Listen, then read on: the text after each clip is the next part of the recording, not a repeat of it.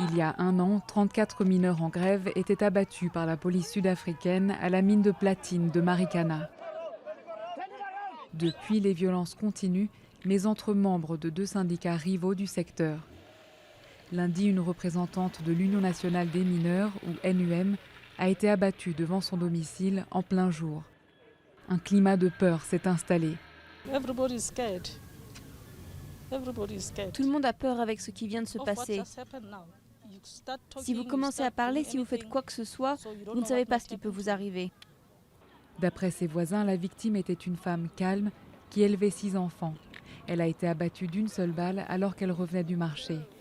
La police a ouvert une enquête. Pour les membres du NUM, c'est clair, elle a été visée pour son rôle au sein du syndicat. L'une des stratégies de ces gens, c'est d'instiller la peur chez nos membres, afin qu'ils n'osent pas rejoindre le NUM. C'est pour ça qu'ils continuent de terroriser les gens.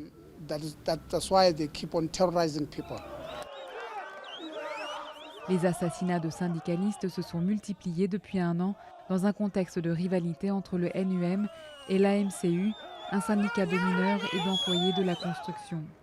L'AMCU, minoritaire il y a encore un an, est devenue majoritaire à Marikana après avoir obtenu une hausse de salaire pour ses membres. L'année a été marquée par des règlements de compte. Cette semaine, les dirigeants de l'AMCU ont pris leur distance avec la violence. Nous condamnons ce meurtre de la manière la plus ferme, particulièrement car nous célébrons le mois de la femme. Nous fêtons les héroïnes de notre pays et nous voilà devant un meurtre insensé et brutal. Nous disons qu'il faut y mettre un terme. Mais les appels au calme ne suffisent pas pour certains qui voudraient voir des arrestations. Beaucoup de membres du NUM sont visés. La police n'a toujours pas réagi. Il n'y a pas de sécurité. Nous ne sommes pas en sécurité, vraiment pas. Une commission d'enquête créée après la fusillade de Marikana n'a toujours pas mené à des condamnations.